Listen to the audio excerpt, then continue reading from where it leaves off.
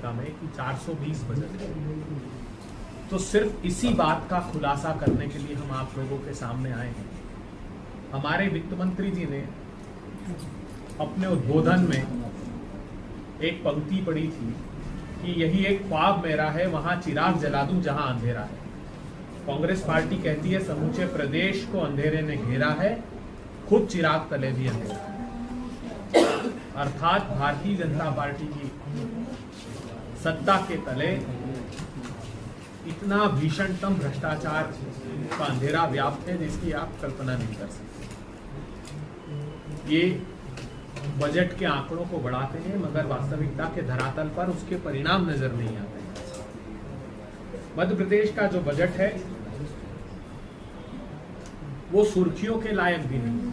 इतनी नीरसता से वित्त मंत्री जी ने बजट भाषण को पढ़ा है, उससे इस बात का आभास होता है कि न मध्य प्रदेश के किसान, न नौजवान, न पिछड़े, न दलित, न आदिवासी, न उद्यमी किसी के भी विकास का प्रशस्त मार्ग नहीं दे पाए। 4,21,032 करोड़ रुपए का बजट 25-26 में इन्होंने प्रावधानित किया है, जिसमें सबसे भयावह स्थिति है फिस्कल डेफिसिट की। राजकोषीय घाटा अलार्मिंग सिचुएशन पर 4.66% हो गया है। जो हमारा fiscal responsibility budget management act है उसमें 3% की सीमा है, मगर ये 4.66% हो गया है, अर्थात 78,000 करोड़ रुपए से अधिक हो गया है। असली में तो फिस्कल डेफिसिट इससे भी कहीं अधिक है।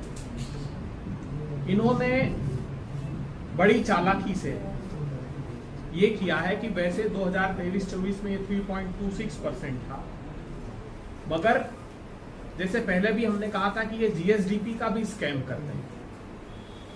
2024-25 के बजट अनुमानों में इन्होंने बताया था कि मध्य प्रदेश का जीएसडीपी 15,22,000 करोड़ रुपए से अधिक है।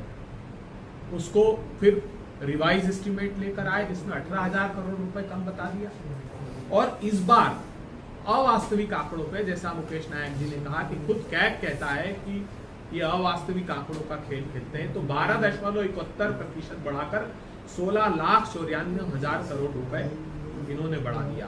दो काम के लिए बढ़ाया, क्योंकि इनको पता था कि इस आंकड़े से एक तो इनके जो बोरोइंग सीलिंग है, जो इनके लोन लेने की सीमा है वो निर्धारित होती है, और दूसरा ये इनके फिस्कल डेफिसिट पर पर्दा डाल सके। तो ये झूठे आंकड़ों पर, और मैं चुनौती देता हूं, अगर सरकार जैसा हमने कहा है श्वेत पत्र लेकर आए तो ब्लॉक्स में इनके हर ब्लॉक में सैंपलिंग के लिए एक व्यवस्था थी।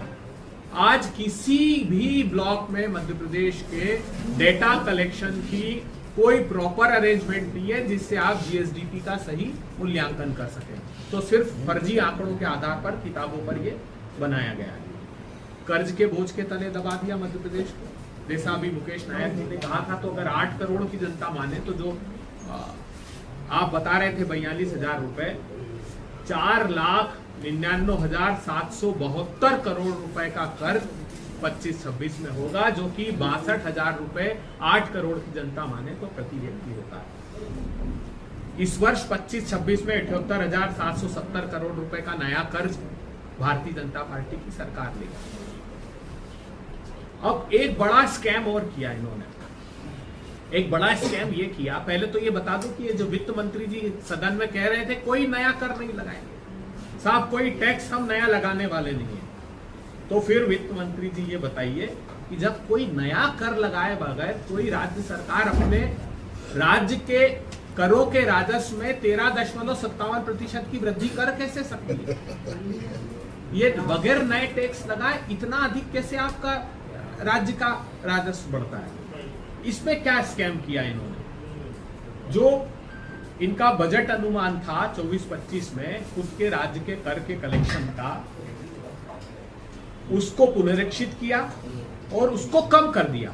ये कहा कि नहीं साहब, हमको 1,02,000 करोड़ रुपए नहीं कलेक्ट होगा, हमको इसमें से 5,980 करोड़ रुपए कम कलेक्शन होगा और हमारा 5.86% राजस्व कम हो गया। लेकिन बड़ी चतुराई से जब वित्त मंत्री कहते हैं कोई नया टैक्स नहीं लगाएंगे और 13.5% से अधिक बढ़ा दिया। ये क्यों बढ़ाया? क्योंकि ये राज्य को रेवेन्यू सरप्लस स्टेट बताना चाहते हैं। असली में तो ये रेवेन्यू डेफिसिट स्टेट है। बहुत बड़े रेवेन्यू डेफिसिट में ये राज्य फंस गया है। जो 23-24 में हमारा रेवेन्यू सरप्लस 12,048 करोड़ रुपए से अधिक था, वो अब ये बताते हैं कि इनका रेवेन्यू सरप्लस 617 करोड़ रुपए। मतलब जो 23-24 में स्थिति थी उससे 95% कम हो गया। वास्तविकता में तो घटे का ही है, लेकिन इन्होंने आर्टिफिशियली कृत्रिम तरीके से ये बता दिया बगैर टैक्स लगाए। न जाने कहां का बंगाल के जादूगर को पकड़ना है और कह दिया कि साहब हमारा इतना अधिक राजस्व बढ़ जाएगा। जो बड़ा धोखा दिया है राज्य की सरकार ने, जैसे मुकेश नायक जी ने बताया कि जो बजट का एलोकेशन है, हमने कल आपने प्रेस कॉन्फ्रेंस लेके ये सिद्ध कर दिया कि 60%, और हमने अपनी तरफ से नहीं, उनके ट्रेजरी के डेटा आप अगर उठाकर देख लेंगे तो उसमें ये सिद्ध होता है। अनुसूचित जाति जनजाति को धोखा दिया। इन्होंने कहा कि हमारा जो अनुसूचित जनजाति का सब प्लान है, मध्य प्रदेश को गौरव है कि हिंदुस्तान का सबसे ज्यादा आदिवासी भाई मध्य प्रदेश में रहते हैं। इन्होंने 47,000 करोड़ रुपए से अधिक का प्रावधान रखा, जो कि